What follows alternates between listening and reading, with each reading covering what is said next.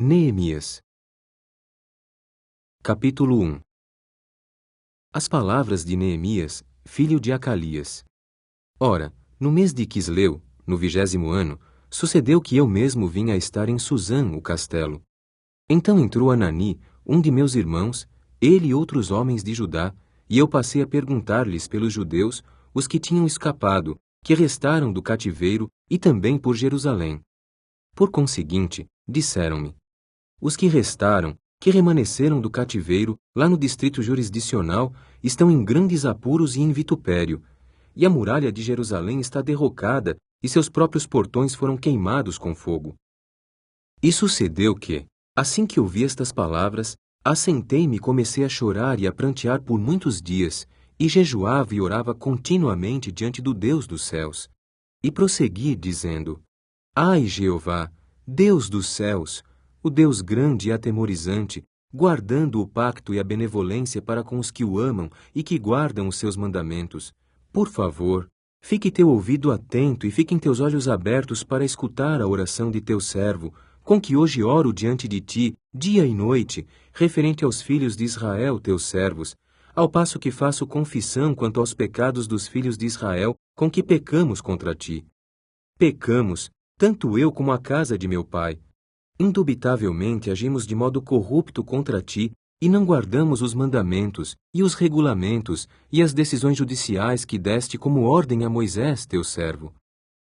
Por favor, lembra-te da palavra que ordenaste a Moisés, teu servo, dizendo: se vós, da vossa parte, agirdes de modo infiel, eu, da minha parte, vos espalharei entre os povos. Quando tiverdes retornado a mim e guardado os meus mandamentos, e os tiverdes praticado, embora o vosso povo disperso venha estar nos confins dos céus, de lá os reunirei, e certamente os trarei ao lugar que escolhi para lhe fazer residir meu nome. E eles são os teus servos e o teu povo que remiste pelo teu grande poder e pela tua forte mão. Ai, Jeová, por favor, atente o teu ouvido à oração de teu servo e à oração de teus servos, que se agradam em temer o teu nome. E, por favor, concede hoje bom êxito a teu servo, e faze-o objeto de misericórdia diante deste homem. Ora, aconteceu que eu mesmo era copeiro do rei. Capítulo 2. E sucedeu no mês de Nisã, no 20º ano de Artaxerxes o rei, que havia vinho diante dele, e, como de costume, tomei o vinho e o dei ao rei. Mas nunca antes eu tinha estado sombrio diante dele, de modo que o rei me disse: por que está sombria a tua face, sendo que não estás doente? Isto não é mais que tristeza de coração. Nisso fiquei com muito medo. Então eu disse ao rei: viva o próprio rei por tempo indefinido. Por que não deve a minha face ficar sombria quando a cidade, a casa das sepulturas de meus antepassados, está devastada e seus próprios portões foram consumidos pelo fogo? O rei, por sua vez, me disse: o que é que estás procurando obter? Orei imediatamente ao Deus dos céus. Depois eu disse ao rei: se parecer bem ao rei, e se teu servo parecer bom diante de ti, que me envies a Judá, a cidade das sepulturas de meus antepassados, para que eu a reconstrua.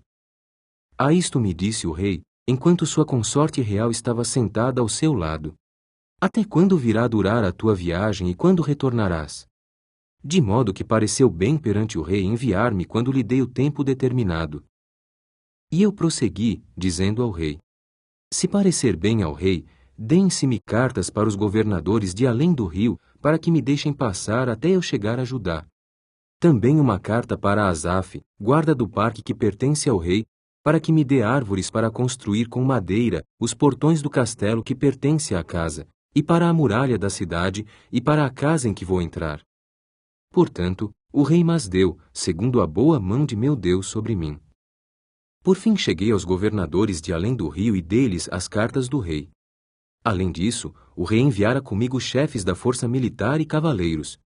Quando Sambalá, o Horonita, e Tobias, o servo amonita, chegaram a ouvir isso, então lhes pareceu algo muito mal que tivesse chegado um homem para procurar algo de bom para os filhos de Israel. Finalmente cheguei a Jerusalém e fiquei ali por 3 dias. Então me levantei de noite, eu e alguns homens comigo, e não informei a nenhum homem o que meu Deus me pôs no coração para fazer por Jerusalém. E não havia comigo nenhum animal doméstico, exceto o animal doméstico em que eu cavalgava. E passei a sair de noite pelo portão do vale e defronte da fonte da cobra grande, e ao portão dos montes de cinzas, e examinava constantemente as muralhas de Jerusalém, como tinham sido derrocadas, e os portões dela tinham sido consumidos pelo fogo. E passei adiante ao portão da fonte e ao reservatório de água do rei, e não havia ali lugar para o animal doméstico debaixo de mim passar. Mas continuei subindo de noite pelo vale da torrente e prossegui examinando a muralha. Depois voltei e entrei pelo portão do vale, e assim cheguei de volta. E os próprios delegados governantes não sabiam aonde eu tinha ido e o que estava fazendo. E eu não comunicara ainda nada aos judeus, nem aos sacerdotes, nem aos nobres, nem aos delegados governantes, nem ao resto dos que faziam a obra. Finalmente eu lhes disse: Vós estáis vendo os sérios apuros em que estamos, como Jerusalém está devastada e seus portões foram queimados com fogo. Vinde e reconstruamos a muralha de Jerusalém, para que não continuemos mais a ser um vitupério. E prossegui, contando-lhes a respeito da mão de meu Deus, como fora boa sobre mim, e também a respeito das palavras do rei, as quais ele me dissera. Então disseram: Levantemo-nos e temos de construir. Fortaleceram assim as suas mãos para a boa obra. Ora, ouvindo isso Sambalá, o horonita, e Tobias, o servo amonita, e Gesem, o árabe, começaram a caçoar de nós e a olhar com desprezo para nós, e passaram a dizer: Que coisa é esta que estás fazendo? É contra o rei que vos estáis rebelando? Todavia, repliquei-lhes e disse-lhes: O Deus dos céus é quem nos concederá bom êxito, e nós mesmos, seus servos, nos levantaremos e teremos de construir. Mas vós mesmos não tendes quinhão, nem reivindicação justa, nem recordação em Jerusalém.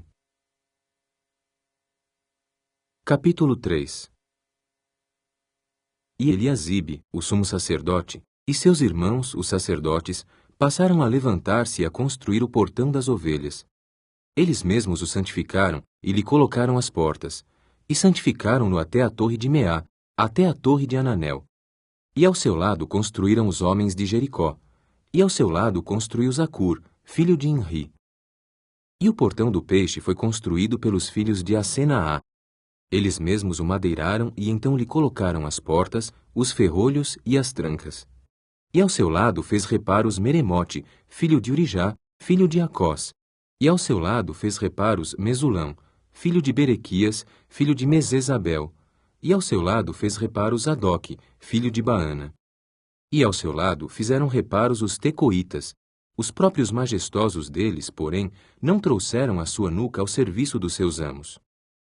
E o portão da cidade antiga foi reparado por Joiada, filho de Pazéia, e por Mesulão, filho de Besodeias. E eles mesmos o madeiraram e então lhe colocaram as portas, e os ferrolhos e as trancas. E ao seu lado fizeram reparos Melatias, o gibeonita, e Jadom, o meronotita, homens de Gibeão e de Mispá, pertencentes ao trono do governador de além do rio. Ao seu lado fez reparos Uziel, filho de Araías, ourives. E ao seu lado fez reparos Ananias, membro dos misturadores de ungüentos. E passaram a lajear Jerusalém até a muralha larga. E ao seu lado fez reparos Refaías, filho de Ur, príncipe de metade do distrito de Jerusalém. E ao seu lado fez reparos Gedaías, filho de Arumafe, defronte da sua própria casa. E ao seu lado fez reparos Atus, filho de Asabinéias. Outro setor medido foi reparado por Malquijá, filho de Arim, e por Assube, filho de Paate-Moabe, e também a torre dos fornos. E ao seu lado fez reparos Salum, filho de Aloés, príncipe de metade do distrito de Jerusalém, ele e suas filhas. O portão do vale foi reparado por Anum e pelos habitantes de Zanoa. Eles mesmos o construíram e então lhe colocaram as portas, os ferrolhos e as trancas. Também 1000 côvados de muralha, até o portão dos montes de cinzas. E o portão dos montes de cinzas foi reparado por Malquijá, filho de Recabe, príncipe do distrito de Bet-Aquerem. Ele mesmo foi construí-lo e colocar-lhe as portas, os ferrolhos e as trancas. E o portão da fonte foi reparado por Salune, filho de Colosé, príncipe do distrito de Mispá. Ele mesmo passou a construí-lo e a pôr-lhe telhado e a colocar-lhe as portas, os ferrolhos